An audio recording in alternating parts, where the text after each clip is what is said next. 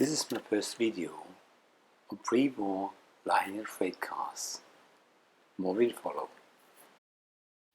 When Lionel started its zero-gauge program in 1915, they offered both passenger and freight cars. The smaller series of these early cars had 4 wheels and consisted of the 800 boxcar, the 802 cattle car, and the 801 caboose. Here you see the caboose and the boxcar, which had the label of the Pennsylvania Railroad. These cars stayed in production until 1926.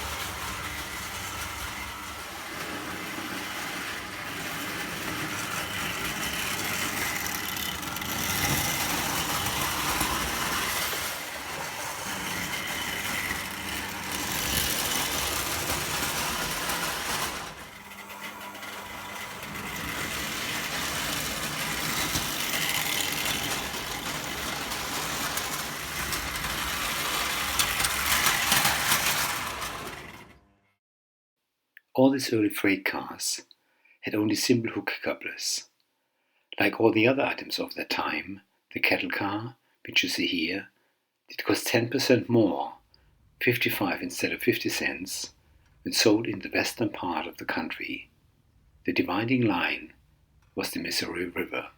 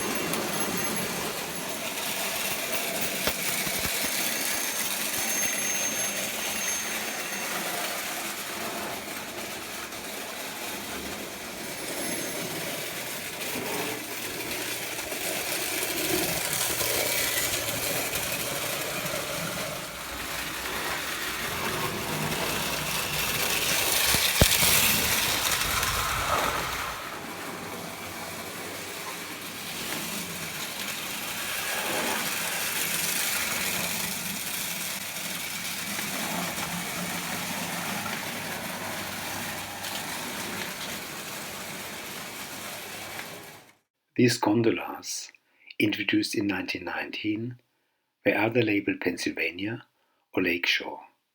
The Lakeshore Electric Railway started with interurban passenger lines between Cleveland and Toledo in 1901 and later expanded into freight business. It finally went out of business in 1938. There was also the Lakeshore and Michigan Southern Railroad, but this company became part of the New York Central Railroad in 1914 and thus did not lend its name to this car.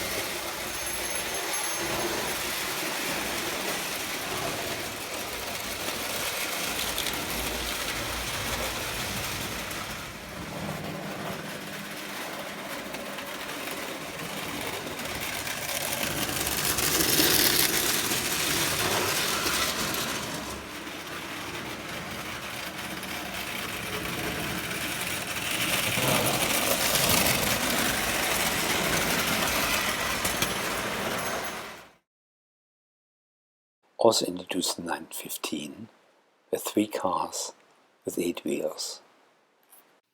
One was the 820 boxcar, which was either labeled Illinois Central or Union Pacific, and you see both versions here.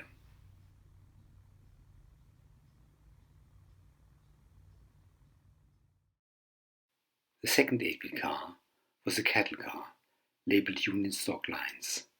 The name referred to the Union Stockyard in Chicago, the world's largest hub for meat processing and shipment by rail around the turn of the 19th century.